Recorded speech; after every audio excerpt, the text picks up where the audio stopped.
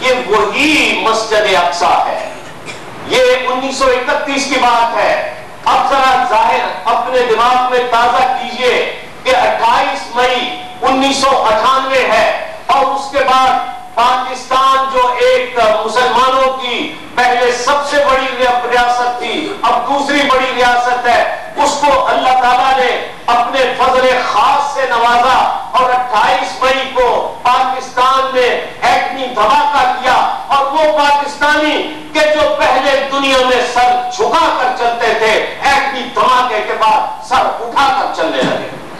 اور ہر جگہ پر مسلمانوں کو, پاکستانی مسلمانوں کو عزت کی نگاہ سے, وقار کی نگاہ سے, تحسین کی نگاہ سے, عقیدت کی نگاہ سے انہیں دیکھا جانے لگا. اور اس موقع پر اسی مسجد اقصی کے جہاں پر انبیاء نے نمازیں پڑھی اور جہاں پر علامہ اقبال رحمت اللہ علیہ نے نماز ادا کی اور انہوں نے اپنے خون جگر سے وضو کر کے نماز ادا کی, اسی مسجد اقصی کا خطیب 29 مئی کو کیا کہتا ہے. 28 مئی کو جمعرات تھی 1998 میں اور 29 مئی کو وہ کیا کہتا ہے, وہ عربی میں کہتا ہے, خوشی سے کہتا ہے, سرمستی سے کہتا ہے اور جوش سے کہتا ہے, بلبلے سے کہتا ہے, آج ہی لیست قوت الپاکستان ولیکن ہے قوت الاسلام. کہ یہ پاکستان کی قوت نہیں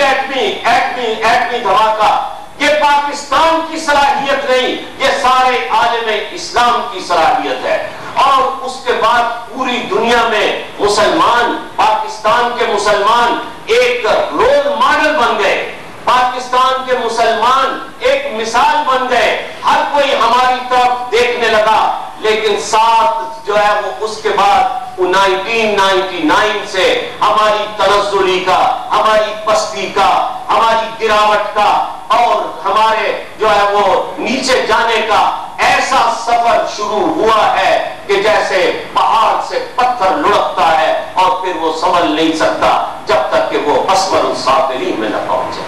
ہماری حالت وہ ہو گئی ہے. اور ان کا یہ خیال تھا کہ ہم ان کے لیے رول ماڈل ہیں. عربوں کا خیال تھا,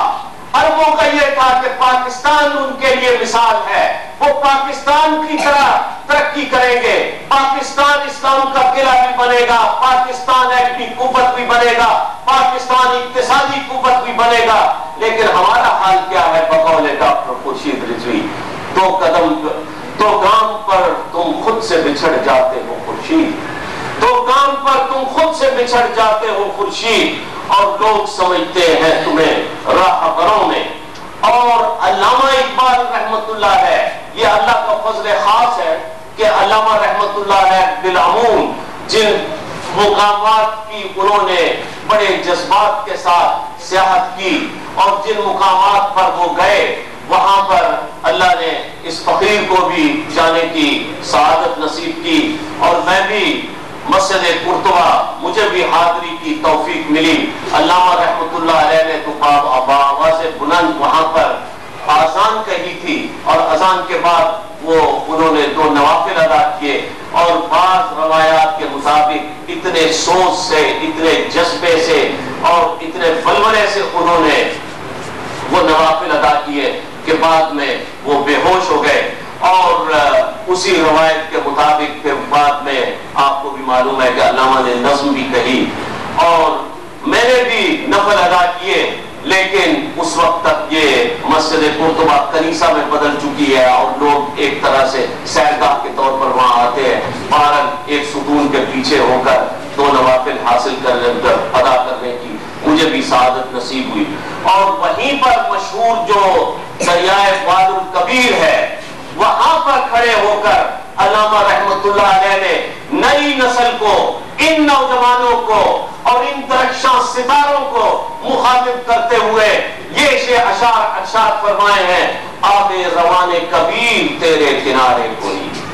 آب روان کبیر تیرے کنارے کوئی, دیکھ رہا ہے کسی اور زمانے کا خواب. عالم نو ہے ابھی پردہ تقدیر میں, میری نگاہوں میں ہے اس کی سحر بے حجاب. جس میں نہ ہو انقلاب موت ہے وہ زندگی, جس میں نہ ہو انقلاب موت ہے وہ زندگی، روح کی حیات، روح حیات کشمکش انقلاب، نقش ہے سپنا تمام خون جگر کے بغیر، نغمہ ہے سودائے خام خون جگر کے بغیر۔ اور آج اسی ملک میں آج بہت زیادہ یعنی ایک فیشن کے طور پر انقلاب کے نعرے لگا رہے ہیں، ایک فیشن کے طور پر کوئی جو ہے وہ یہاں پر اقتصادی انقلاب کا، کوئی خوشحالی کے انقلاب کا، کوئی معاشی انقلاب کا، کوئی سیاسی انقلاب کا، کوئی انقلاب کے نعرے لگا رہے ہیں، لیکن انہیں معلوم نہیں ہے کہ انقلاب ہوتا کیا ہے، انقلاب آتا کیسے ہے۔ یہ اس ملک کی بات کر رہے ہیں کہ جس میں 50% بچوں کے پاس تعلیم نہیں ہے، 50% کے پاس روزگار نہیں ہے، اور علاج تو شاید 70-80% کے پاس نہیں ہے، عدل و انصاف نہیں ہے، اور اگر $1 یومیہ لی جائے ہماری انکم تو پھر 70-75% خط غربت سے نیچے زندگی گزار رہے ہیں۔ اور جبکہ کیا صورتحال ہے کہ ہمارے پاس قدرتی وسائل بھی بے پناہ ہیں، بشری وسائل بھی بے پناہ ہیں، ہم ہی جا کر امریکہ کی مانگ میں بھی سہ دور بھرتے ہیں، یورپ میں بھی بڑے بڑے محقق، بڑے بڑے عالم، بڑے بڑے پروفیسر پاکستانی ہیں، مشرق وسطیٰ کو تو بنایا، تعمیر کیا،